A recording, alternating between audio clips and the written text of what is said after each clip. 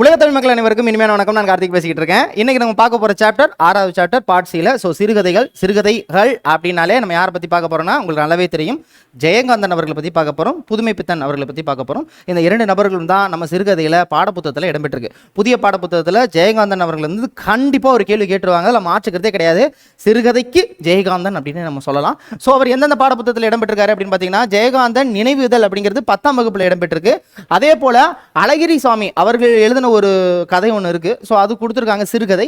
So அதுவும் நம்ம பார்க்க போகிறோம். ஸோ ஒருவன் இருக்கிறான் அப்படிங்கிற ஒரு சின்ன ஒரு கதை. ஸோ அதுவும் நம்ம மென்ஷன் பண்ணியிருக்கோம். அதுவும் 10ஆம் வகுப்பு. 11ஆம் வகுப்பில் இருக்கக்கூடிய புதுமை பித்தன் அவர்கள் எழுதின காஞ்சனை முன்னுரை, கிட்டத்தட்ட ஒரு பேய் கதை மாதிரி இருக்கக்கூடிய ஒரு கான்செப்ட். அதெல்லாம் நமக்கு ரொம்ப போய் கான்செப்ட் தெரிஞ்சுக்கணும் அவசியம் இல்லை. புதுமை பித்தன் அவர்களை பற்றி நம்ம என்ன தெரிஞ்சுக்க போகிறோம், புத்தகத்தில் என்ன கொடுத்துருக்காங்க, அவுட் ஆஃப் புக், அதாவது புக்குக்கு வெளியில் அவர் இருக்கக்கூடிய என்னென்ன படைப்புகள் இருக்குது, அது என்ன நம்ம தெரிஞ்சுக்கிட்டோம் அப்படின்னு மட்டும் பார்த்தாலே போதும். சரிங்களா? வாங்க கடகடன் ஓடி ஜெயகாந்தன் அவர்களை பற்றி பார்த்துருவோம். ஜெயகாந்தன் அவர்களை பற்றி தெரியாதவங்க யாருமே இருக்க மாட்டாங்க. ஸோ எல்லாருக்குமே 2K கிட்ஸுக்கு எல்லாருக்குமே தெரியும் தானே, கண்டிப்பாக தெரியும், தெரிஞ்சுக்கணும்.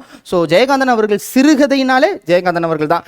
அப்போலேருந்து இப்போக்கி டிவி ரேடியோ அதெல்லாம் இருக்கிறதுக்கு முன்னாடியே ஒரு இடத்துலேருந்து இன்னொரு இடத்துக்கு போனோம்னா என்ன பண்ணுவாங்க தெரியுங்களா? ஜெயகாந்தன் புக்கு ஒரு 4-5 புக், இப்போயாவது புத்தகம் பெருசாக இருக்குது, அப்போலாம் வந்து இப்படி துண்டு தான் இருக்கும். ஜெயகாந்தன் புக்கை வாங்கி போட்டுட்டு ட்ராவல் பண்ணுவாங்க, ட்ரெயினில் பஸ்லேயும் ட்ராவல் பண்ணுவாங்க. ஸோ ஜெயகாந்தன் அவர்கள் வந்து அவருடைய சிறுகதை அப்படிங்கிறது மிக பிரசித்தி பெற்றது. முதன்முறையாக அவர் பத்மபூஷன் விருது பெற்ற சிறுகதை எழுத்தாளர் அவர் தான் ஃபஸ்ட்டு. சரிங்களா? அது ரொம்ப ரொம்ப முக்கியம். சாகித்ய அகாடமி விருது பெற்றிருக்காரு. வரிசையாக சொல்லிகிட்டே போகலாம். வாங்க புத்தகத்தில் என்ன கொடுத்துருக்காங்க அப்படின்னு பார்த்தோம். இவர் வந்து இவருடைய பெற்றோர், இவர் எந்தனா கடலூர் மாவட்டத்தை சேர்ந்தவர். கடலூர் மாவட்டத்தில் இருக்கக்கூடிய மஞ்சக்குப்பம் அப்படிங்கிற பகுதியை சேர்ந்தவர். இவருடைய அப்பா பேர் என்ன, தண்டபாணி. ஸோ தண்டபாணி பிள்ளை மற்றும் மகாலட்சுமி அவங்களுக்கு பிறக்கிறாங்க. வருஷம் இதெல்லாம் தேவையில்ல, ஜஸ்ட் தெரிஞ்சுக்கோங்க. 1934 2005 வரைக்கும் அவர் இருந்தார். ஸோ 2015 வரைக்கும் 2015 வரைக்கும் இருந்தார். ரொம்ப 2015 உங்களுக்கு ஞாபகம் இருக்கும். 1934 மனப்பாடம் பண்ண தேவையில்ல, ஜஸ்ட் தெரிஞ்சுக்கோங்க. இவர் பெற்ற விருதுகள் அப்படின்னா ஞானபீட விருது பெற்றிருக்காரு, சாகித்ய அகாடமி விருது பெற்றிருக்காரு, ஸோ பத்மபூஷன் விருது பெற்றிருக்காரு. இவர் சிறப்பு பெயர்கள் என்ன, சிந்தனை சிற்பி அப்படின்னு இவரை சொல்றாங்க. அதே நேரத்தில் சிறுகதை மன்னன்கிறது புதுமை பித்தனையும் சொல்லுவோம், ஜெயகாந்தனையும் சொல்லுவோம். ஸோ நீங்கள் ஆப்ஷன் பாருங்க. ஸோ ஆப்ஷன் பார்த்தீங்கன்னா உங்களுக்கு தெரிஞ்சிடும். புதுமை பித்தன் மற்றும் ஜெயகாந்தன் 2 பேருமே சிறுகதை மன்னர்கள் அப்படின்னு நம்ம சொல்கிறோம். சரிங்களா? அடுத்ததாக நம்ம பார்க்க போகிறது, ஜெயகாந்தன் பார்த்துருக்கீங்க இல்லையா? ஒருத்தான் ஜெயகாந்தன். சரிங்களா? கண்டிப்பாக பார்த்துருப்போம். இப்போ இவர் எந்தெந்த படைப்புகளுக்காக பரிசுகளை பெற்றிருக்கார் அப்படின்னு நம்ம பார்க்க போகிறோம்.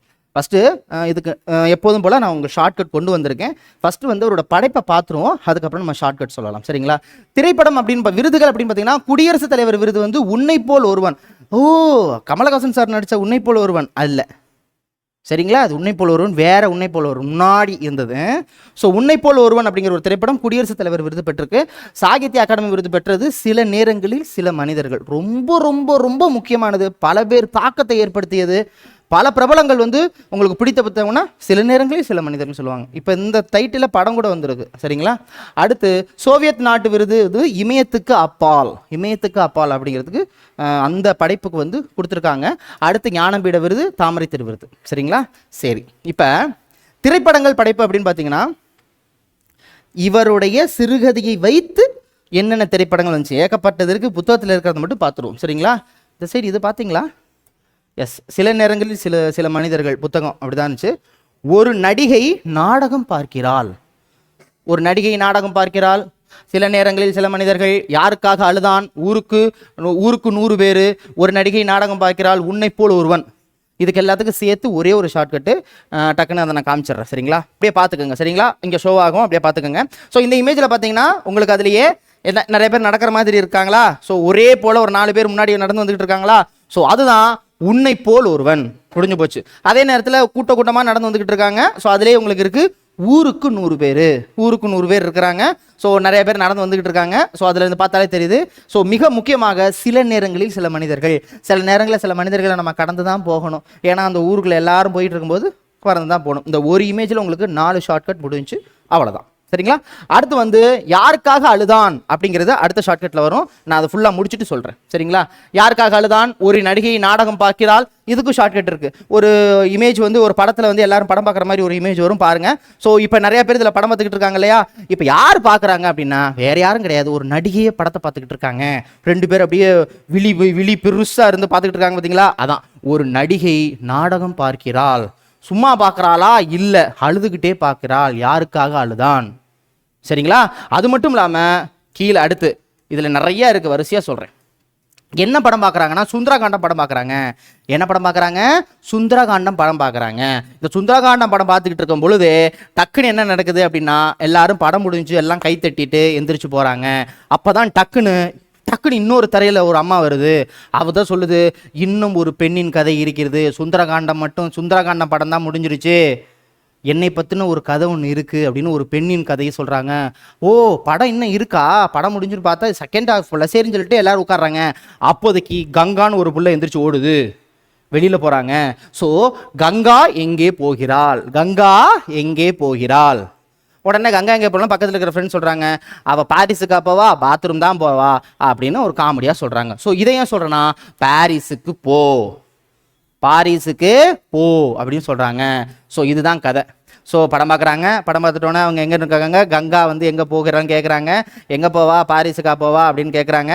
உன்னை போல் ஒருவன் அப்படிங்கிறது படம் பேர் உங்களுக்கு சொல்லிட்டேன். சுந்தரகாண்டம் படத்துக்கு போனாங்க. ஆனால் திடீர்னு ஒரு பொண்ணு வந்து இன்னும் ஒரு பெண்ணின் கதை இருக்குது அப்படிங்கிற மாதிரி சொல்கிறாங்க. முடிஞ்சு போச்சு. ஒரு மனிதன், ஒரு வீடு, ஒரு உலகம். இதுக்கெல்லாம் தயவு செஞ்சு ஷார்ட்கட் கேட்டுறாதீங்க. ஒரு மனிதன், ஒரு வீடு, இதெல்லாம் ரொம்ப முக்கியம். ஒரு உலகம், ஒரு மனிதன், ஒரு வீடு, ஒரு உலகம், இதெல்லாம் அவரோட படைப்பில் மிக முக்கியமானது. முடிஞ்சா அடுத்த ஷார்ட்கட்டுக்கு போயிடுவோம். அடுத்த ஷார்ட்கட் கொஞ்சம் பெருசாக இருக்கிற மாதிரி இருக்கும். நான் உங்களுக்கு ஒரு கதை மாதிரி சொல்லிடுறேன். சரிங்களா? கதை என்னவென்றால், ஒரு ஆசிரமம் இருக்குது. அந்த ஆசிரமத்தை நம்ம குருபீடம்னு வச்சுக்குவோம். நம்பர் 1 குருபீடம் அவரோட படைப்பு. ஒரு குருபீடம் இருக்குங்க. இந்த ஒரு குருபீடத்தில் ரிஷி மூலம் ராசியில் பிறந்ததுனால ஒரு பொண்ணுக்கு வந்து தோஷம் வந்துடுது. அந்த தோஷத்தை போக்குறதுக்காக என்ன சொல்கிறாங்கன்னா ஜாதகக்காரங்க, நீ இந்த குருபீடத்துக்கு, இந்த ஆசிரமத்துக்கு போயிட்டு நீ சாப்பாடு சமைச்சு போடு. அப்போ எப்போ வரைக்கும் சார் நான் சமைச்சு போடணும்? நீ சமைச்சு போட்டுக்கிட்டே இருக்க வேண்டியதான். அங்கே பணிவிடை செய்யி, ஒரு நாள் உனக்கு வந்து கை விலங்கு அவிழ்க்கப்படும். இதனால் அந்த அம்மா என்ன பண்ணுறாங்க, அந்த அம்மாவை பேர் சாந்தி. அந்த சாந்திங்கிறவங்க அந்த குருபீடத்தில் பணிவிடையாக செய்கிறாங்க. குழந்தைங்களுக்கு சாப்பாடாக கொடுக்குறாங்க. பெரியவங்களுக்கு குருபீடம்லாம் தெரியும். சாஸ்திரம்லாம் என்ன பண்ணுவாங்க, வரவங்க போகிறவங்க யார் வேணாலும் வந்து சாப்பிடுவாங்க. பெரியவங்களுக்கெல்லாம் போய் சாப்பாடு போடுவாங்க.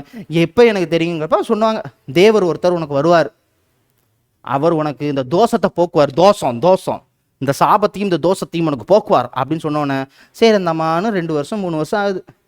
சமைச்சு போடுது. எந்த ஒரு தூக்கம் எதுவும் இல்லாமல், சம்பளமே இல்லாமல் வேலை பார்க்குது. ஆசிரமத்தில் யார் சம்பளம் கொடுப்பா? சரின்னு சொல்லிட்டு ஃபாலோ பண்ணி ஒரு நாள் 2 நபர்கள் இங்கே வராங்க. ஒரு நாள் 2 நபர்கள் உள்ளே வராங்க.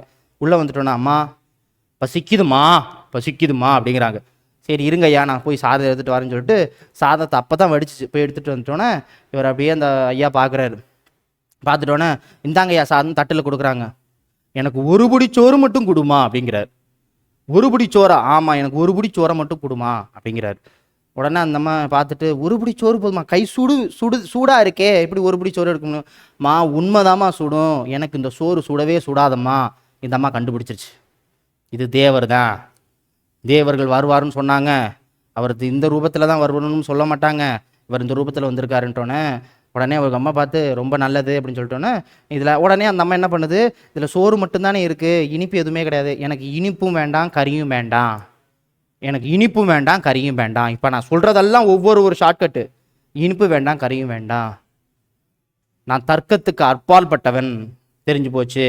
என்னுடைய ரிஷி மூலத்தினால் வந்த தோஷத்தை போக்க வந்த முனிவரே வருதான் அப்படின்னு அவங்க ஃபிக்ஸ் பண்ணிக்கிறாங்க. உடனே இந்த அம்மா எந்திரிச்சு அவங்கள வணங்கி அப்போ தான் சொல்கிறாங்க, உன்னோட தோஷம் போயிடுச்சுமா அப்படின்ட்டோன்னே, உன் கருணைக்காக நான் அதை நான் பண்ணலை, உன் கை விலங்க நான் அவிழ்க்கிறேன் அப்படிங்கிறாங்க. இப்போ நான் சொன்னதில் என்னென்ன ஷார்ட்கட் இருக்குன்னு வரிசையாக சொல்கிறேன்.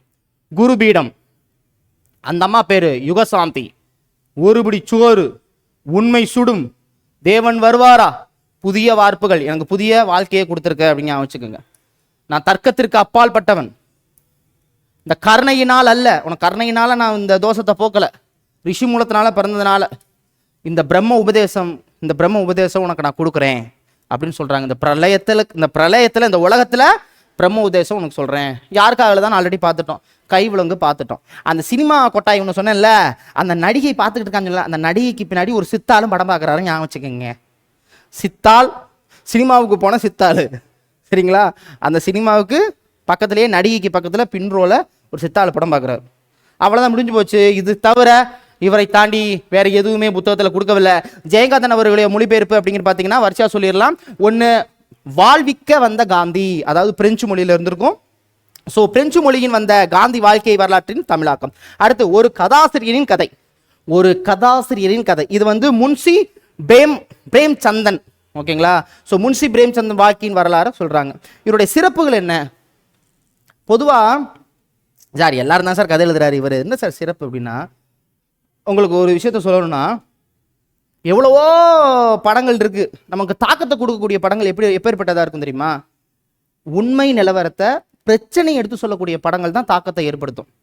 ஆடல் பாடல் இருக்கக்கூடிய படங்கள் என்டர்டைன்மெண்ட்டுக்கு நல்லா இருக்கும், ஆனா தாக்கத்தை ஏற்படுத்தக்கூடிய படங்கள் எப்படியும் உண்மை நிலவரங்களை நமக்கு அதை எடுத்து சொல்றது. ஸோ என்ன பிரச்சனையோ, சமூகத்தின் பிரச்சனையை எடுத்து சொல்லக்கூடிய ஒரு கதை அம்சமாகத்தான் இவர் எடுப்பார், அவர் சொல்றார்.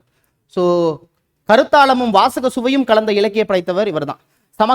சமகால கருத்துக்களையும் நிகழ்கால சமகால மொழியில், ரொம்ப முக்கியம், சமகால பிரச்சனை எடுத்து சொன்னாருங்க, அவ்வளவுதான். சிறுகதை, புதினம், திரைப்படம், முன்னுரை, பேட்டி என எதை தொட்டாலும் தனி முத்திரை பதித்தவர். இலக்கியத்திற்கான பெரும் விருதுகளை பெற்றவர். மனிதன் தோய்ந்த எழுத்தாளுமை மிக்கவும் ஜெயகாந்தன் அவர்கள். சமுதாய சீர்கேடுகளை படம் பிடித்து கூறுபவர், தீர்வுகளை முன்வைப்பவர். சேரி நடப்புகளை சித்தரிப்பதில் வல்லவர். சிறுகதை உலகில் ஒரு திருப்பு முனையை ஏற்படுத்தியவர் இவர் தான். சினிமாவுக்கு போன சித்தாளு, பறைசாற்று, உதயம், உருபிடிச்சோறு, இதெல்லாம் இவர் படைத்த படைப்புகள். இந்திய அரசின் இலக்கியத்திற்கான உயர்ந்த விருதான ஞான இட விருது பெற்றிருக்கார். இலக்கியத்திற்கான பத்மபூஷன் விருது பெற்ற முதல் படைப்பாளி இவர்தான், மறந்துடக்கூடாது. ஸோ மாலன் அவர்கள் என்ன சொல்றாருன்னா, ஜெயகாந்தன் ஒரு நீராவி என்ஜின் போலயாம். மாலன் அப்படிங்கிற ஒரு நபர், ஜெயகாந்தன் ஒரு நீராவி என்ஜின் போல் ஆற்றலும் வேகமும் கொண்ட படைப்பாளி என்பதில் சற்றும் சந்தேகமில்லை. ஆனால் நீராவி என்ஜின்கள் கடந்த காலத்தின் அடையாளம், கடந்த காலத்தின் ஒரு அடையாளம். புரியுதுங்களா சொல்றது? அடுத்து கண்ணதாசன் சொல்றது, நான் தினமும் தூங்கிட்டு இருக்கும்போது ஒரு புத்தகத்தை பக்கத்தில் வச்சு தான் தூங்குவேன். உடனே பக்கத்தில் வச்சு தூங்க நீங்க மகாபாரதமா பைபிள்னா நினைச்சிடாதீங்க. ஜெயகாந்தன் அவர்கள் எழுதின என்னது யாருக்காக அழுதான் அப்படிங்கிற புத்தகத்தை தான் நான் தலையில வச்சு தூங்குவேங்கிறார். தலைவாணி கடியில், பொதுவாக தலைவாணி கடியில் எதை வச்சு தூங்கணும்னு சொல்லுவாங்க? மகாபாரதம், பைபிள், குரான். ஸோ இவர் அப்படி சொல்றாரு, நான் அதை வச்சு தான் தூங்குவேன், நீங்கள் யூகிக்க வேண்டாம், நான் வந்து யாருக்காக அழுதான் என்ற நாவலை வச்சு தான் நான் தூங்குவேன். அப்போ பாருங்க அவருடைய படைப்பை எப்படி இருக்குன்னு. ஜெயகாந்தன் விருது பெற்றது 1972 முதல் விருது, சாகித்ய அகாடமி விருது. சில நேரங்களில் சில மனிதர்கள், இதுல இருந்து கேள்விகள் கண்டிப்பாக கேட்பாங்க. சில நேரங்களில் சில மனிதர்கள் என்ன விருது கொடுத்தாங்க? சாகித்ய அகாடமி விருது. 1978 2 விருது, இந்திய சோவியத் ரஷ்யா நட்புறவு விருது, இமயத்துக்கு அப்பால். அதே வருஷம் தமிழக அரசு விருது, சில நேரங்களில் சில மனிதர்கள். தமிழக அரசு ஜெய சர்கரா அப்படின்னு சொல்லியிருக்கிறாங்க. ஸோ 1986 ராஜராஜன் விருது கொடுத்துருக்காங்க. எதுக்குன்னா சுந்தரகாண்டம் நாவலுக்கு, சுந்தரகாண்டம், சரிங்களா? அதே நேரத்தில் நாவல், புதினம் வித்தியாசம் ரொம்பலாம் நீங்கள் படிக்க வேண்டாம். அடுத்து 2002 ஞானபீட விருது கொடுத்துருக்காங்க. 2009 பத்மபூஷன் விருது, அதே 2009 ரஷ்ய இந்திய கூட்டுறவு விருது கொடுத்துருக்காங்க. சரிதானே? அடுத்து, யாருக்காக எழுதுகிறேன் என்ற நூலை எழுதியவர் சீசு செல்லப்பா அவர்கள். இது ரொம்ப முக்கியம். யாருக்காக எழுதுகிறேன் அப்படிங்கிற புத்தகத்தை வெளியிட்டவர் யாரு? சீசு செல்லப்பா. நூல் யாருக்காக எழுதுகிறேன் அப்படின்னு ஒரு கட்டுரை ஒன்று எழுதுனது ஜெயகாந்தன். ஏன்னா அந்த கட்டுரை தான் இப்போ நம்ம பாட பகுதியில் கொடுத்துருக்காங்க, நான் யாருக்காக எழுதுறேன்னு. ஸோ ஜெயகாந்தன் வரிகள் சொல்றாரு, முதலில் நான் தான் எழுத போறேன், அப்போ நான் என்ன எழுத போறேன் நான் தான் முடிவு பண்றேன் அப்படிங்கிறாரு ஃபர்ஸ்ட் லைன்ல. வாசிக்கவா? முதலில் எழுதுகிறவன் என்ற முறையில் எதை எழுதுவது என்று தீர்மானிப்பது நானே. ஸோ தான் எதற்காக எழுதுகிறேன் என்பதை ஜெயகாந்தன் கூறுகிறார். நான் எழுதுவதற்கு ஒரு தூண்டுதலும் அதற்குரிய காரணமும் உண்டு, சும்மா ஏதாவது வச்சு எழுதக்கூடாது அப்படிங்கிறார். நான் எழுத்துக்கு ஒரு லட்சியமும் உண்டு, என் எழுத்துக்கு ஒரு லட்சியம் உண்டு. நான் எழுதும் முழுக்க வாழ்க்கையிலிருந்து நான் பெரும் கல்வி தான், அதான் ரொம்ப முக்கியம். என் வாழ்க்கையிலிருந்து நான் சந்திச்ச விஷயத்தை தான் அவர் எழுதுறாரு. இது ரொம்ப முக்கியம். நூலின் பயன் அறம், பொருள், இன்பம், வீடு என்ற 4ம் இருக்க வேண்டும் என்று கூறினார். 4மே இருக்கணுமா? கலைத்தன்மைக்கு எந்தவித குறையும் வராமல் கலாதேவியின் காதல் கணவனாகவும் சமுதாய தாயின் அன்பு புதல்வனாகவும் இருந்துதான் நான் எழுதுகிறேன். அதோடைய புதல்வன் அப்படின்னு சொல்றார். சரிங்களா? அடுத்து, ஆகையால் இவற்றை பிரித்து கொண்டு, இதெல்லாம் முக்கியம் கிடையாது, முக்கியமான லைனை சொல்லிடுறேன். எதற்காக எழுதுகிறேன் என்று நான் சொன்ன காரணங்களும் புறம்பாக நடந்தால் என்னை நீங்க தண்டிக்கலாம், கண்டிக்கப்படவும் திருத்தப்படவும் உட்படுகிறேன். ஒரு கதாபாத்திரத்தின் மீது அர்த்தமில்லாத வெறுப்பும், இந்த வார்த்தையை நல்லா கவனிங்களேன், ஒரு கதாபாத்திரத்தின் மீது அர்த்தமில்லாத வெறுப்பு அல்லது அசட்டுத்தனமான அனுதாபம் கொள்கின்ற வாசகர்கள், நம்ம புத்தகத்தை படிக்கும்போது ஏதாவது ஒரு ரீசனோட ஒரு கேரக்டர் மேலே நம்மளுக்கு ஒன்றி போயிடுவோம். சில படத்துலனா இருக்கிற கேரக்டர் நம்ம மைண்ட்லேயே இருக்கும். சரிங்களா?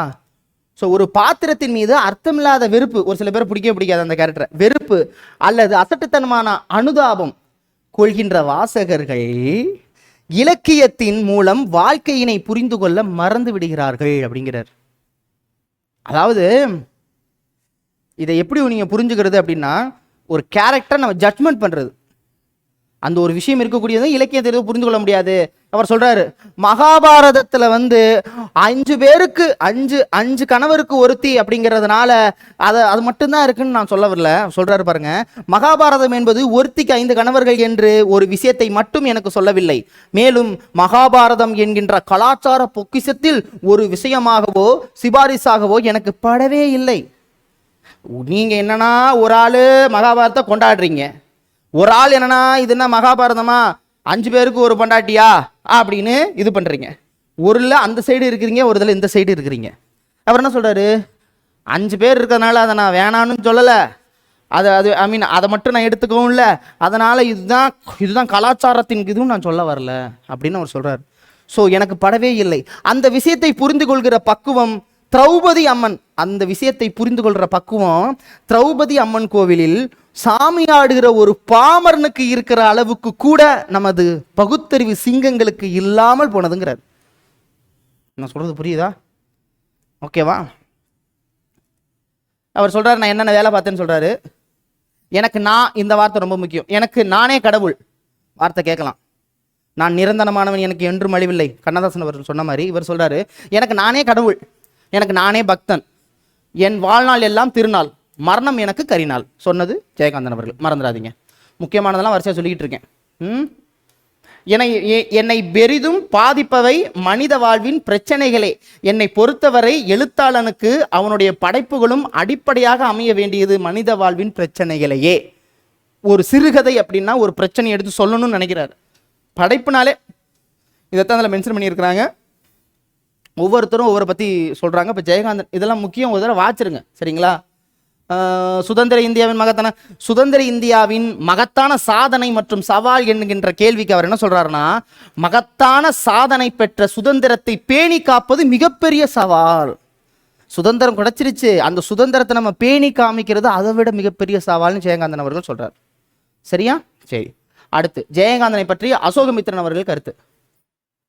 எத்தகைய பாத்திரங்கள் இருந்தாலும், அவர் எழுதக்கூடிய எத்தகைய பாத்திரங்கள் படைத்தாலும் அந்த பாத்திரத்தின் மிக சிறந்த அம்சங்களை அவர் குறிப்பிட சும்மா போகிற போக்கில் ஒரு கேரக்டர் படத்துலலாம் பார்த்தீங்கன்னா, இந்த கேரக்டர் எதுக்கு படத்தில் இருக்குது, என்ன பண்ணுது, ஏது, இந்த கேரக்டர் தூக்கிட்டாலும் படம் நல்லா தான் இருக்கும், என்ன பாதிப்பு.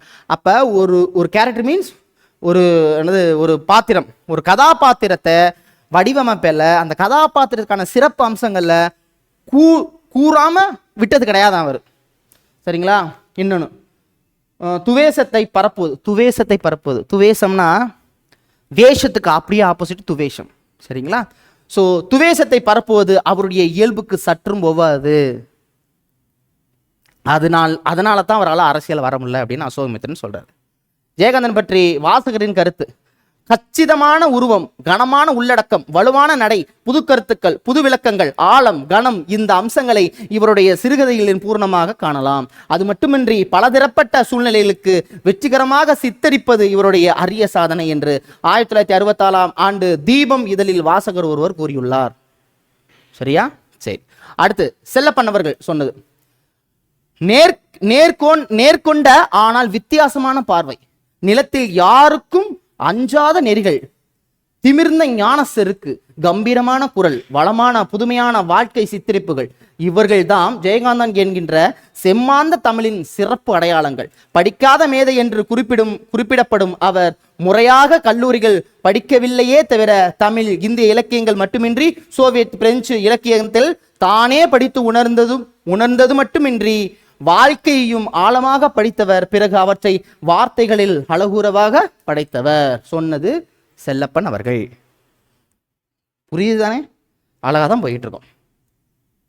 அடுத்து பாரிஸுக்கு போ புதினத்தின் முன்னுரை. பாரிஸுக்கு போ பற்றி சொல்கிறாங்க. பாரிஸுக்கு போங்கிறது சொன்ன பற்றியா படைப்பு. அந்த புதினத்தில் சொல்கிறாங்க, ஒரு தேசத்தின், ஒரு நாகரிகத்தின், ஒரு காலத்தின், ஒரு வளர்ச்சியின், ஒரு வாழ்க்கையின் உரைகள் இலக்கியம். எழுத்தாளன் ஆத்ம சக்தியோடு எழுதுகிறானே, அது கேவலம் பிழைப்போ அல்லது ஒரு தொழிலோ அல்ல. சரிங்களா? ஓகேவா? சோ அது ஒரு தவம். நீங்கள் கதை என்று நினைத்து கொண்டிருக்கிறீர்களே, அது காலத்தின் ஒரு வாழ்க்கையின் சாசனம் அப்படின்னு சொல்றாரு. சரிங்களா? நம்ம கதையை நினைச்சுக்கிட்டு இருப்போம், நமக்கு அது ஒரு கதை, ஆனா அது ஒருத்தர் வாழ்க்கையில் நடந்திருக்கலாம், இல்லை நடக்க போவையாக இருக்கலாம் அப்படின்னு அவங்க சொல்றாங்க. பட்டுக்கோட்டையார் பற்றி ஜெயகாந்தன் கவிதை. அதாவது பட்டுக்கோட்டையாரை பற்றி ஜெயகாந்தன் அவர்கள் சொல்றது. சரிங்களா? எண்ணமும் எழுத்தும் உயர்ந்திருக்கும், ஏழை கண்ணீரும் பாடலிலே கலந்திருக்கும், பண்ணோடு சந்தமும் பாய்ந்து வரும், பழைய மண்ணின் வாடையும் சேர்ந்து வரும். பட்டுக்கோட்டை கல்யாண சுந்தரனார் அவர்களை பற்றி ஜெயகாந்தன் அவர்கள் எழுதினது. இவ்வளவுதான் ஜெயகாந்தன் அவர்களை பற்றி சொல்லியிருக்காங்க. அடுத்து அழகிரிசாமி அவர்கள் ஒருவன் இருக்கிறான். இதோட கதையை மட்டும் நான் சொல்லிடுறேன், நிறைய பேருக்கு தெரியும், இருந்தாலும் கான்செப்ட் என்ன, கதைக்கறி என்ன, ஒன்றும் இல்லைங்க. ஒரு துணை இல்லாமல் ஒருத்தர் இருக்கிறாங்க அப்படின்னு சொல்லிட்டு ஒருத்தர் வந்து ஒரு உறவை தேடி ஒரு நபர் வருவார். ஒரு சின்ன ஒரு கட்டப்பையை மாதிரி ஒன்று வச்சுக்கிட்டு, ஒரே ஒரு மாம்பழத்தை மட்டும் வச்சுக்கிட்டு ஒருத்தரை பார்க்க வருவார். அவர் வீடு சாத்தியிருக்கும். பக்கத்தில் இருக்கிறவங்களாம் பார்ப்பாங்க, யார் இந்த ஆள் அப்படின்ட்டோன்னே, இந்த மாதிரி இவரை பார்க்க வந்தேன் அப்படின்ட்டோன்னே அவங்கெல்லாம் பார்க்கும்போதே ஒரு ஏளனமாக பார்க்குறாங்க. யார் அவர், எங்கேருந்து வந்திருக்காரு, ஒரு மாதிரியாக இருக்கிறார், அதாவது ஒரு டிப்பு டாப்பாக இல்லை. சரிங்களா?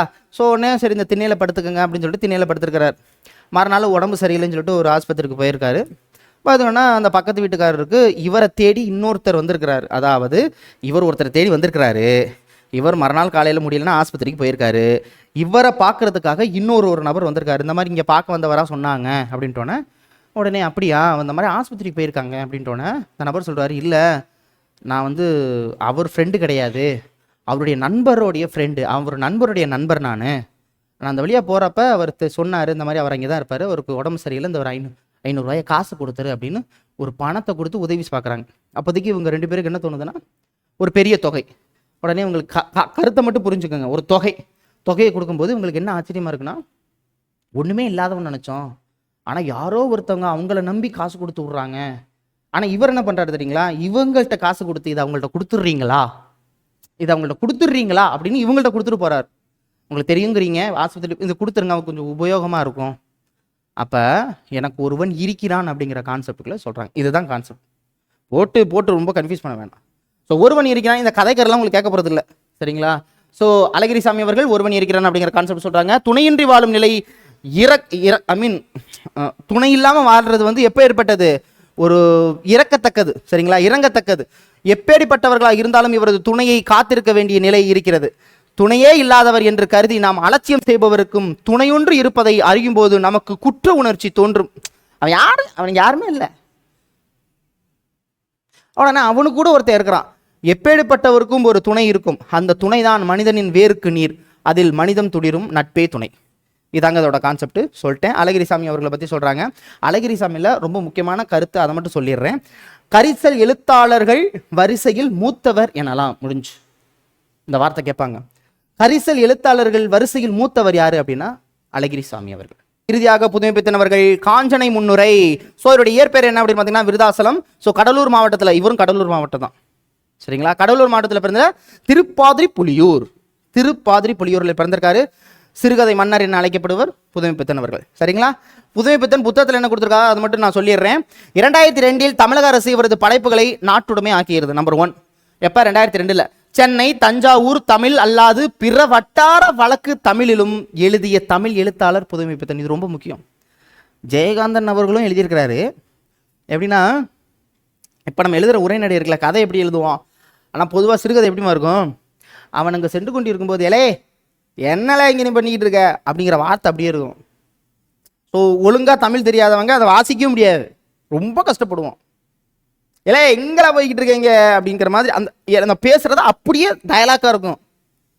ஸோ அதான் வட்டார மொழிகள்னு சொல்லுவாங்க. சென்னையில் ஒரு வட்டமொழி, கோயம்புத்தூர், திருநெல்வேலி, மதுரை, திருச்சி, காரைக்குடி, சரிங்களா, அந்த மாதிரி. ஸோ சென்னை, தஞ்சாவூர் தமிழ் அல்லாத பிற வட்டார வழக்கு தமிழில் எழுதிய முதல் எழுத்தாளர் புதுமைப்பித்தன். அதனால தான் அவர் சிறுகதை மன்னன் சொல்கிறோம். ஜெயகாந்தன் காவியத்திற்கு கம்பன். ஜெயகாந்தன் சொல்றாரு, காவியத்திற்கு கம்பன், கவிதைக்கு பாரதி, சிறுகதைக்கு புதுமைப்பித்தன் அப்படின்னு ஜெயகாந்தன் சொல்றாரு. சரிங்களா. அடுத்து தேப்போ மீனாட்சிசுந்தரனார். ஸோ தேப்போ மீனாட்சிசுந்தரனார் அவர்களை பற்றி சொல்லணும் அப்படின்னா அவர் என்ன சொல்றாருன்னா, இவருடைய சிறுகதை கவிதையோட போட்டி போடுதான். யாரோட சிறுகதை? புதுமைப்பித்தன் அவர்களை சிறுகதையில் கவிதையுடன் போட்டி போடுகிறது என்று கூறியவர் தேப்போ மீனாட்சிசுந்தரனார். அடுத்து புதுமைப்பித்தனுடைய சிறப்பு பெயர்கள். சிறுகதை மன்னர், தமிழ்நாட்டின் மாப்போசான், ரொம்ப முக்கியம் இது. தமிழ்நாட்டின் மாப்பசான் ரொம்ப முக்கியம். தமிழ் சிறுகதையின் தூண், தமிழ் சிறுகதையின் தந்தை, சிறுகதை செல்வர், இலக்கிய சிற்பி, நவீன தமிழ் இலக்கியத்தின் முன்னோடி. இது அத்துணைக்கும் பெயர் அவர்தான், மறந்துடக்கூடாது. சரிங்களா. அடுத்து சிறுகதைகள் அவுட் ஆஃப் புக்ஸ்னு கொடுத்துருக்கேன், இது ஒரு தடவை வாச்சிருங்க. சரிங்களா. ஆனால் இது புத்தகத்தில் இல்லாது, பட் ஆனால் முக்கியமானது. இதெல்லாம் ஒரு தடவை வாசிருங்க. வாசிச்சு மட்டும் விடுங்க, ரொம்ப மனப்பாடெல்லாம் பண்ண வேண்டாம். ஏன்னா நம்ம ஜெயகாந்தனுக்கு பக்காவாக வச்சுருக்கோம். இது ஜெயகாந்தன்கிறதுல தெளிவாக இருங்க. சரிங்களா, அதை மறந்துடாதீங்க. அடுத்து ரொம்ப முக்கியம் இது, தமிழில் அயல் நாட்டினர் எழுதிய சிறுகதைகள் என்ன? தமிழில் அயல் நாட்டினர் எழுதின சிறுகதைகள். 18ஆம் நூற்றாண்டின் வீரமாமுனிவர் பிரெஞ்சு மொழியில் இருந்து மொழிபெயர்த்து எழுதியது தான் பரமார்ந்த குறுக்கதை. மறந்துடக்கூடாது, பரமார்ந்த குறுக்கதை. அடுத்து இஸ்லாமிய மதத்தின் சூப்பிகள் அப்படின்னு சொல்லியிருக்காங்க. சூப்பிகள் என்பவர் சித்தர்களோடு ஒப்பாக பேசப்படுவார்கள். அவர்கள் கூறிய கதைகளுள் ஒன்று சூப்பிக் கதைகள். சரிங்களா, சூப்பிக் கதைகள். அடுத்து இது ரொம்ப ரொம்ப முக்கியம். இது புத்தகத்தில் மென்ஷன் ஆகலை, ஆனால் முக்கியம், கேள்விகள் கேட்டிருக்காங்க, அதனால எடுத்து வச்சிருக்கேன். தமிழ் சிறுகதை முன்னோடி வீரமாமுனிவர். தமிழ் சிறுகதை முன்னோடி வீரமாமுனிவர். தமிழ் சிறுகதையின் தந்தை வாவேசு ஐயர். தமிழின் முதல் சிறுகதை குளத்துங்கரை அரசமரம். குளத்துங்கரை அரசமரம். தமிழின் முதல் சிறுகதை தொகுப்பு மங்கையர்க்கரசியின் காதல். கி ராஜநாராயணன் வட்டார கவிதைகளின் முன்னோடி, வட்டார கதைகளின் முன்னோடி. சரிங்களா. அடுத்து அவரே தான் கரிசல் கதைகளின் தந்தை, கரிசல் கதைகளின் தந்தை. அதே நேரத்தில் புதுமைப்பித்தன் சிறுகதை மன்னன். அடுத்து புதுமைப்பித்தன் தமிழ்நாட்டின் மாப்பசான். புதுமைப்பித்தன் தமிழ் சிறுகதையின் தூண். இதெல்லாம் நம்ம பார்த்துட்டோம். புதுமைப்பித்தன் சிறுகதை செல்வர். கல்கி தமிழ்நாட்டின் வால்டர் ஸ்காட், மறந்துடக்கூடாது. சரிங்களா. கல்கி தமிழ் சிறுகதை இலக்கியத்தின் ஆசான் கல்கி. அடுத்து நா பிச்சமூர்த்தி சிறுகதையின் சாதனை. மௌனி அவர்கள் சிறுகதையின் திருமூலர். புதுமைப்பித்தன். சரிதானே, புரியுதா இல்லையா? இது ரொம்ப ரொம்ப முக்கியம். ஸோ அதாவது மௌனி சிறுகதையின் திருமூலர் என்று கூறியவர் யாருன்னா புதுமைப்பித்தன், மறந்துடக்கூடாது. சிறுகதையின் திருமூலர் மௌனி என்று கூறியவர் புதுமைப்பித்தன். அதாவது இதை ஜஸ்ட் தெரிஞ்சுக்கங்க. ஆனால் புத்தகத்தில் இருக்கிறதெல்லாம் இந்த சிறப்பு பேரெல்லாம் மறந்துடாதீங்க. சரிங்களா. Thank you so much. இதன் அடிப்படையில் 6வது சாப்டர் முடிச்சிட்டோங்க. 1 2 3 4 5 6 எல்லாம் முடிச்சாச்சு. 7 முடிச்சாச்சு. சரிங்களா. 7 கன்ஃபார்ம் முடிச்ச, கலைகள் முடிச்சாச்சு. நல்லா எனக்கு ஞாபகம் இருக்குது. மிச்சம் இருக்கிறது ஒரு 4 சாப்டர் 3 சாப்டர் இருக்குது. அது இந்த வாரத்துக்குள்ளே கண்டிப்பாக பார்ட்ஸையே கம்ப்ளீட் பண்ணிடுவோம். Thank you so much. மீண்டும் சந்திக்கிறவங்களுக்கு விடைபெறுவது உங்கள் அன்பு கார்த்திக். நன்றி, வணக்கம்.